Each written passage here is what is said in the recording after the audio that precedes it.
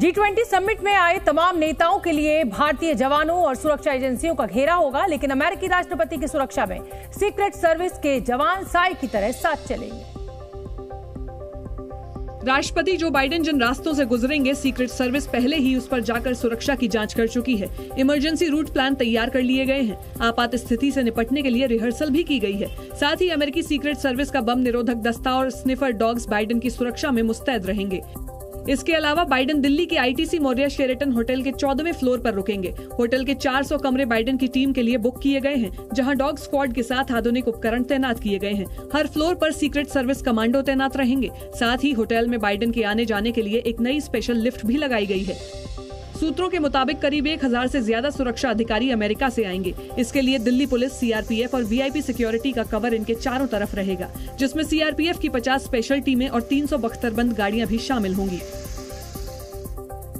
राजधानी दिल्ली में अगले 3 दिनों तक दुनिया के शक्तिशाली नेताओं का जमावड़ा होने वाला है। हम आपको बताते हैं कि कौन नेता दिल्ली के किस होटल में ठहरने वाला है।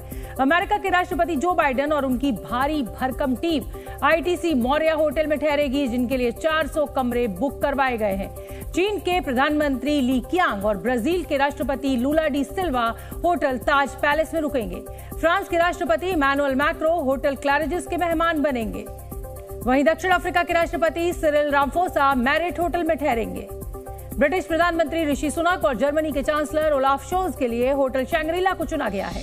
ऑस्ट्रेलिया के प्रधानमंत्री एंथनी एल्बनीज और अर्जेंटीना के राष्ट्रपति अल्बर्टो फर्नांडिस इंपीरियल होटल के मेहमान बनेंगे। सऊदी अरब के शासक सलमान बिन अब्दुल अजीज अल सऊद लीला होटल में रुकेंगे, जबकि यूएई के प्रेसिडेंट शेख मोहम्मद बिन जायद अल नहयान की मेजबानी होटल ताज मानसिंह करेगा। कनाडा के प्रधानमंत्री जस्टिन ट्रूडो और जापान के प्रधानमंत्री फूमियो किशिदा को होटल ललित में ठहराया जाएगा। तुर्की के प्रेसिडेंट रेसिप तैयप एर्दोआन और पुतिन की जगह रूस से आने वाले मंत्री होटल ओबरॉय की मेजबानी का लुत्फ उठाएंगे। इटली की राष्ट्रपति जॉर्जिया मेलोनी और सिंगापुर के प्रधानमंत्री ली सीन लूंग के लिए होटल हायत को चुना गया है। पड़ोसी देश बांग्लादेश की प्रधानमंत्री Sheikh Hasina the grand hotel की मेहमान बनेंगी। नाइजीरिया, नीदरलैंड्स, स्पेन और मॉरिशस के राष्ट्र प्रमुखों और वर्ल्ड बैंक के अध्यक्ष की मेजबानी ली मेरिडियन होटल करेगा। G20 शिखर सम्मेलन के लिए मौसम विभाग ने भी खास तैयारी की है। मौसम विभाग ने आईजीआई एयरपोर्ट से भारत मंडपम तक 10 ऑटोमेटिक वेदर स्टेशन स्थापित किए हैं, जो हर 15 मिनट बाद तापमान, आर्द्रता, हवा की गति और बारिश की सटीक जानकारी देंगे। G20 शिखर सम्मेलन से पहले दिल्ली के उपराज्यपाल वीके सक्सेना राजघाट पहुंचे और सम्मेलन की तैयारियों का जायजा लिया। उन्होंने अधिकारियों को साफ सफाई और उचित व्यवस्था सुनिश्चित करने के निर्देश दिए। G20 शिखर सम्मेलन के लिए राजधानी दिल्ली में सुरक्षा के पुख्ता इंतजाम किए गए हैं। सेंट्रल दिल्ली पुलिस ने आपात हालात से निपटने के लिए मोबाइल पुलिस स्टेशन लॉन्च किया है। G20 के मेहमानों के स्वागत के लिए चाणक्यपुरी में G20 पार्क बनाया गया है, जिसमें G20 में शामिल सभी देशों के राष्ट्रीय पशु पक्षियों की पेंटिंग बनाई गई है। खास बात यह है कि ये सभी कलाकृतियां कबाड़ से बनाई गई हैं। दिल्ली पुलिस के एसीपी राजेंद्र कलकल ने G20 में शामिल होने वाले 30 मेहमानों के कैरिकेचर बनाए हैं। एसीपी राजेंद्र कलकल ने इन कैरिकेचर को प्रदर्शन के लिए पुलिस हेडक्वार्टर में अपने दफ्तर में रखा है।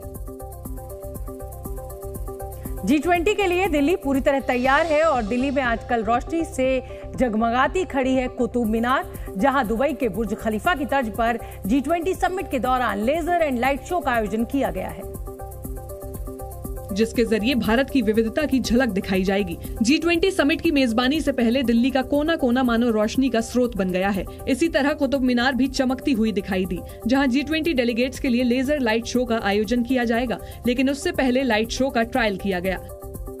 अभी फिलहाल ये ट्रायल यहाँ पर चल रहा है और जो कुतुब मीनार पर ये जो लेजर लाइटिंग आप देख रहे हैं, इसका जो थीम है मेरा गांव मेरा धरोहर का थीम है। करीब 240 फीट ऊंची मीनार पर भारत के गांव की झलक दिखाई दे रही थी, वो गांव जो भारत की अनेकता में एकता के भाव को समेटे हुए हैं। संस्कृति मंत्रालय की तरफ से आयोजित किए जा रहे इस लेजर लाइट शो का G20 समिट के बाद आम लोग भी लुत्फ उठा सकेंगे। भारत की मेजबानी में G20 का ये शिखर सम्मेलन ऐतिहासिक है, क्योंकि ऐसा पहली बार हो रहा है जब G20 के सदस्य देशों की सांस्कृतिक विरासत को एक साझा मुकाम मिला है।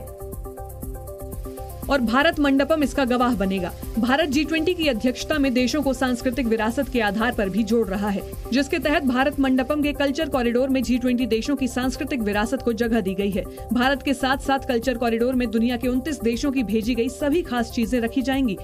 इनमें भारत की ओर से रखी गई चीजों में पाणिनी अष्टाध्यायी, चीन की तरफ से चिंग डायनेस्टी का फाहुआ लिडेड जार, इटली की तरफ से क्लासिकल मूर्ति बेलवेडियर अपोलो, ब्रिटेन की तरफ से मैग्ना कार्टा की कॉपी, सिंगापुर की न्यू वाटर की बोतल और मॉरिशस का वाद्य यंत्र दावन शामिल है। क्योंकि आज से पहले जितने भी शिखर सम्मेलन हुए हैं उसमें कहीं भी इस तरह से कल्चर कॉरिडोर नहीं बनाया गया जिसमें उन सदस्य देशों की सांस्कृतिक विरासत को जगह मिले। भारत G20 की मेजबानी कर दुनिया को ऐसे वक्त में जोड़ने की कोशिश कर रहा है जब दुनिया के तमाम देश एक दूसरे से टकराव की स्थिति में हैं।